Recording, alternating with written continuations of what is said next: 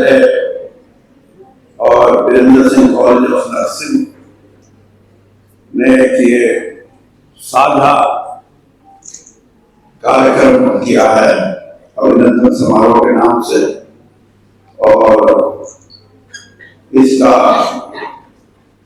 आप सब आए, जिनका अभिनंदन किया जाएगा वो तो हैं, उनके साथ साथ उनके परिवार के सदस्य, उनके मिलने वाले, उनके दोस्त और उनके हो सकता है कुछ अध्यापक भी इनको स्कूल डेज में, कॉलेज में कोई हो वो भी यहाँ उपस्थित है, और बहुत से हमारे क्षेत्र के नौजवान,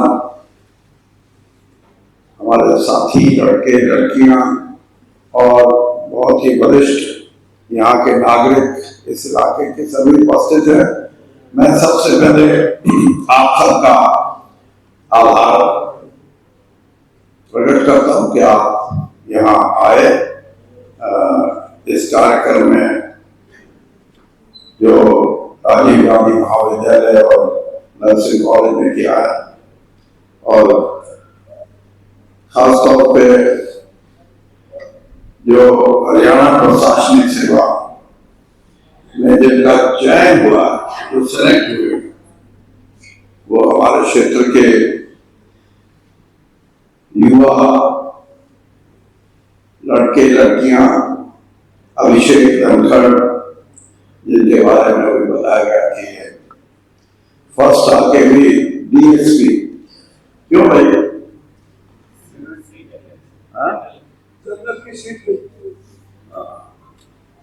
ये जो मेरा बेटा बता रहा था कि ये 1998 में इसका 9वां रैंक था, और जो फर्स्ट था, जिसका फर्स्ट रैंक था, चॉइस ये होती है कि पहला जो होगा उसको अपनी स्टेट मिल जाती है, अगर उससे मांगी होती है। लेकिन यही बात जो अभिषेक के साथ है, उसकी स्टेट यूपी थी, यूपी में जनरल कैटेगरी की सीट थी नहीं, इसलिए उसको हिमाचल अलॉट होगा। हरियाणा में ये शुक्र है किसको, हरियाणा में डीएसपी, वरना ये चीजें सोचने वाली है जो पॉलिसी बनाते हैं, जो नीति निर्धारित करते हैं इन चीजों की, कि जो बच्चे जिनका जहां स्थान होना चाहिए वहां हो तो और ज्यादा एक उनके मन में संतुष्टि होती है कि मैंने जो कार्य किया, परिश्रम किया, उसके साथ साथ मुझे मेरी जो सोच थी उसके अनुसार मुझे जगह भी मिली, मुझे पद भी मिला। हमारे दूसरे ये रीजू है, ये डीडीपीओ के पद पे इनका चयन होगा, जो कि मेरिट के हिसाब से। इसी प्रकार से बीडीपीओ के बारे में सोमवीर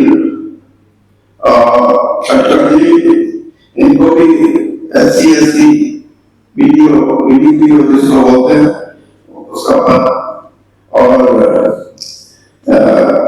बेटी सुनिधि लरवाल को राय तहसीलदार का पद मिला। और ये मैं तो ये कहूंगा कि ये अभी सिलसिला शुरू हुआ है इस क्षेत्र में, जिसको हम पागल की गति बोलते हैं। उसमें पढ़ाई बहुत समय के बाद आई। कोई पढ़ नहीं गया हो तो कहीं दूर दिल्ली में पढ़ा होगा जाके, या लाहौर में पढ़ा होगा, या हो सकता है आगरा में, अमृतसर में। हमारे अंदर था नहीं। 1960 में पहला कॉलेज, गवर्नमेंट कॉलेज जो जींद का है, वो 1960 में बना,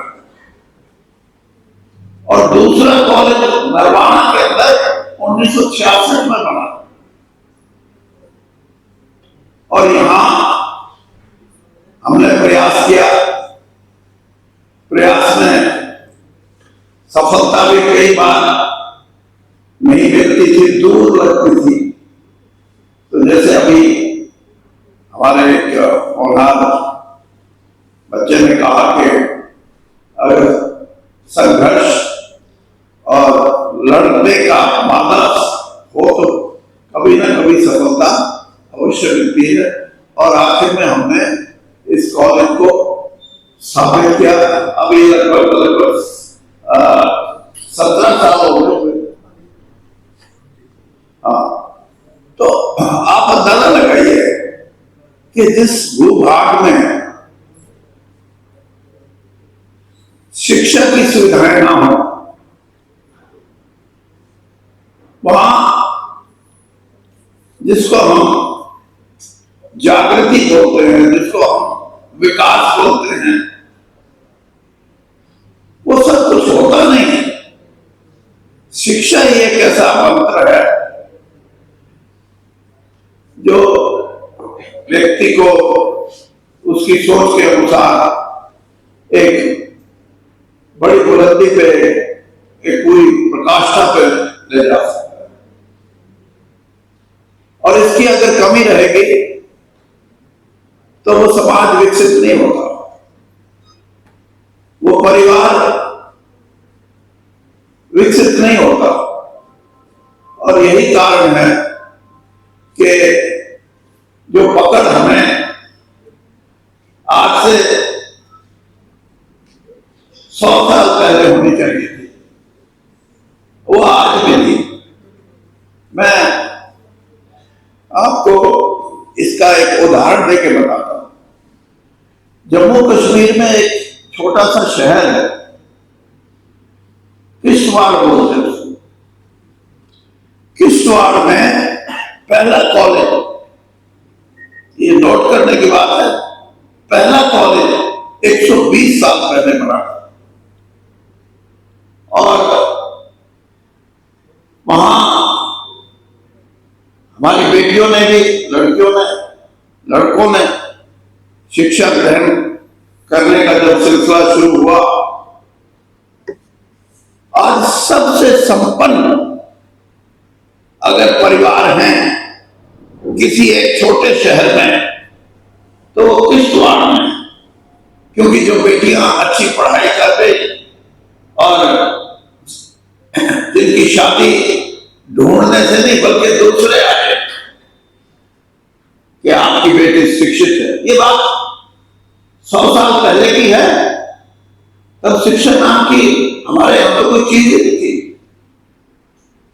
अच्छे परिवारों में वो गई, वहां के पढ़े लिखे जो बेटे थे वो भी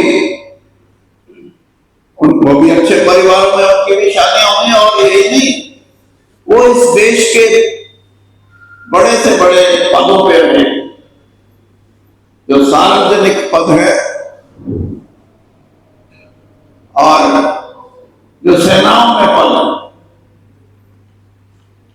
आप तो ये कहोगे कि हरियाणा का तो एक ही अभी तक फौज का जनरल, जिसको हम फुल फ्लैग जनरल बोलते हैं, वो हुआ। और अगर आप जम्मू कश्मीर में डोगरा रेजिमेंट और दूसरी जो की सेनाओं में टुकड़ियां, अनेक बड़े बड़े पदों पे, जनरल के पद पे रिटायर हुए। मेरे अपने संज्ञान में है कि कम से कम 6 ऐसे जनरल हैं जो भारतीय सेनाओं का नेतृत्व किया उन्होंने। तो ये शुरुआत है हमारे इलाके की, और शुरुआत अच्छी हो, इसीलिए मैंने दोनों कॉलेज की मैनेजमेंट को ये कहा था कि एक समारोह करें, हम इन चारों बच्चों को हम सम्मानित करेंगे। सम्मानित करने से ज्यादा सोच जो आप लोग आए हैं, आपकी सोच महत्वपूर्ण है। आपके मन में जो विचार आया कि हम भी ऐसा ही करें। और ये इसका मैं उदाहरण देता हूं। मेरा बेटा जब 1998 में IAS में आया तो मेरे गांव का, वो अब दिल्ली के अंदर जो दैनिक सर्विसेज है उसमें सीनियर सुपरिटेंडेंट, डिप्टी ACP या कुछ बोलते हैं उनको, वहां यहाँ जैसे हम ASP बोल देते हैं, वहां उसका पद दूसरा है। तो उससे मैंने पूछा है, मैंने कहा भाई आप बताओगे कि आपने ये उत्साह कैसे पैदा किया? कहने लगे जी मैं उसका दादा लगता हूँ, दादा। मैं तो बिजनेस पढ़ के आया, मैंने सोच किया भाई कुछ ना कुछ करूंगा मैं, और मेहनत की और उसको परिणाम भी मिला, रिजल्ट भी मिला। तो इसलिए जो हमने शुरुआत की है हमारे कॉलेज में, हमारे कॉलेज के मैनेजमेंट में, और हमारी जो शिक्षण संस्था जिसके माध्यम से चलती है, बांग्ला एजुकेशन सोसाइटी, जिसके अध्यक्ष ये सज्जन सिंह जी हैं, और बांग्ला शिक्षा ट्रस्ट, उसके माध्यम से नर्सिंग कॉलेज चलता है। तो ये प्रयास हमने किया, और मैं आगे के लिए भी आप सबकी, आपकी भी इच्छा हो, और मैं ये समझू कि मेरी ये सोच का हिस्सा है कि हर साल हमारे इस क्षेत्र से जो बच्चा, जो लड़का लड़की, जो छात्र जो छात्रा IAS और IPS IFS इनमें जो स्थान बनाने में सफल होंगे, जो ऑल इंडिया बेसिस पे होता है, इन तीनों कैटेगरी के बच्चों को हम सम्मानित करेंगे और उनको 5 लाख रुपए का पुरस्कार देंगे। और उनसे नीचे की जितने भी कैटेगरी, उनको भी हमारे यहां से जो कोई आएंगे सफल होंगे, उनको 2.5 लाख रुपए का देंगे। और हरियाणा के संदर्भ में, हरियाणा सिविल सर्विसेज में दोनों, एग्जीक्यूटिव भी और जुडिशियल भी, दोनों सर्विसेज में हमारा कोई बच्चा, कोई बेटी, कोई बेटा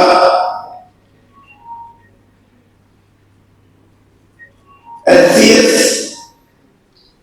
प्रॉपर जिसको बोलते हैं, और DSP और जुडिशियल का जो होता है, उससे जुडिशियल में भी 2 तरह के एग्जाम, 2 तरह का सिलेक्शन है। एक एडिशनल सेशन जज दिए जाते हैं, और एक छोटे लेवल पे जो जज बन के आते हैं वो। तो बड़े लेवल पे जो एडिशनल सेशन जज के पद पे अगर कोई सफल होंगे तो उनको वही 5 लाख रुपए का, और जो दूसरे हैं जिनका मैंने जिक्र किया, SCS एग्जीक्यूटिव और जुडिशियल और DSP, इनको भी हम 2 लाख रुपए से सम्मानित करेंगे। और दूसरे जितने उस कैटेगरी से नीचे के होंगे, जिसमें मेरे ख्याल में एक्साइज टैक्सेशन के होते हैं, BDPO होते हैं, एम्प्लॉयमेंट एक्सचेंज के असिस्टेंट एम्प्लॉयमेंट ऑफिसर होते हैं,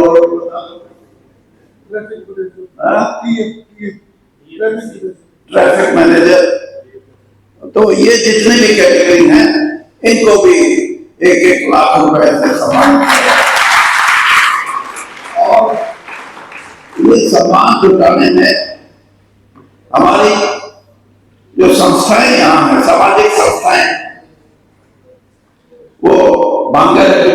सोसाइटी, बांग्ला एजुकेशन ट्रस्ट और चैरिटेबल, क्या नाम है, हाँ, बांग्ला चैरिटेबल किसान ट्रस्ट, और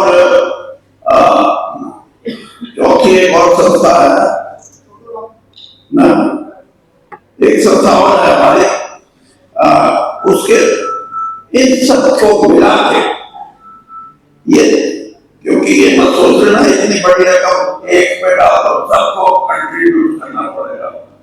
और हर साल हम ऐसा करेंगे तो जो हमारे हमारा जो नर्सिंग कॉलेज है उसमें कोई हमारी बेटी पहला, दूसरा या तीसरा स्थान लेगी, उनको भी हम पहले स्थान वाले को 1.5 लाख, दूसरे स्थान वाले को 1 लाख और तीसरे स्थान वाले को 50 लाख, ये भी हमने सोचा। और बांग्ला शिक्षा समिति, उसकी कई स्ट्रीम है, मेडिकल है, नॉन मेडिकल है और कॉमर्स है और आर्ट्स साइड, जो सोशल साइंसेस हैं, तो ये भी अगर कोई अपना मापदंड बढ़ा के इसी तरह से आप यही, लेकिन मुझे कई बार इसलिए मैं ये घोषणा इसलिए नहीं कर रहा, किसी क्लास में 3 ही है तो फर्स्ट सेकंड थर्ड तो आ नहीं, तो लेकिन यूनिवर्सिटी के अंदर किसी भी स्ट्रीम में, किसी भी फैकल्टी में फर्स्ट सेकंड थर्ड इन सारे स्ट्रीम में से हमारे कॉलेज के कोई बच्चे आएंगे तो हम उनको भी सम्मानित करेंगे।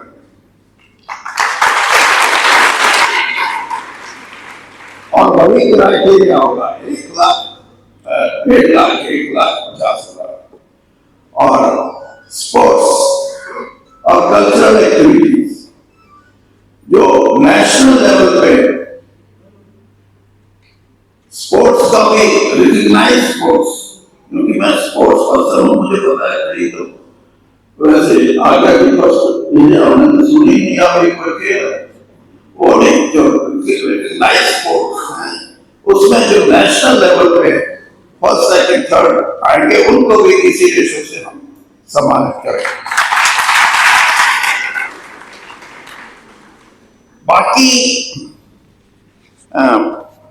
जो कामयाब हमारे उचाना क्षेत्र के चमकते सितारे हैं, उनको बृजेंद्र सिंह जो खुद IAS ऑफिसर और 21 साल तक वो सेवा में रहे, उन्होंने कुछ बातें बताई, मैं उन बातों से अलग सोचता हूं। और वो अलग ये है कि आपको आपके परिवार की मेहरबानी से, आपके शिक्षकों की मेहरबानी से और आपकी अपनी मेहनत से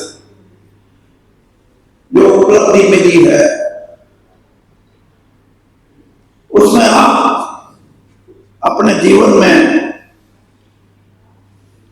कुछ चीजें ऐसी हैं जो ऊपर उठ के भी आप कर सकते हो, क्योंकि जो परिधि है, जिस परिधि में आपको काम करना पड़ता है, मैं तो राजनीतिक आदमी होने के नाते कई बार बोलता हूं कि इस परिधि में तो कुछ हो ही नहीं सकता, और कई चीजें ऐसी हैं जो हमारे को उस परिधि से निकल के गरीब आदमी की मदद करना, साधनहीन को साधन संपन्न बनाना, कोई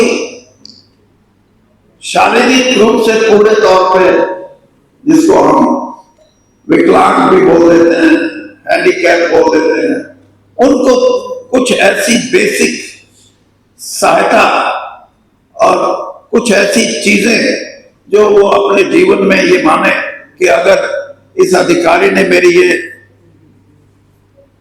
बात या मेरा साथ नहीं दिया होगा तो मैं अपने जीवन को कोई अच्छी तरह जी नहीं सकता।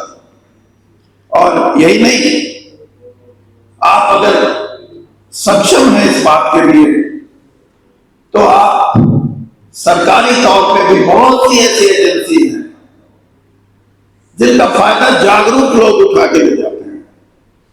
उनको मिलता ही नहीं, जो साधारण परिप्रेक्ष्य से संबंधित है, गांव से हैं, उनको कोई पता भी नहीं लगता कि कहां क्या बन रहा है। तो ये सारी स्थिति इसी बात की तरफ इशारा करती है कि आपको इंसान के रूप में मानव की सेवा किस तरीके से आप अपने, जो आपको शक्तियां सरकार ने प्रदान की हैं, जो शक्ति प्रशासनिक रूप से आपको मिली है, वो कैसे उन लोगों तक पहुंचा सकते हैं, ये जरूरी है।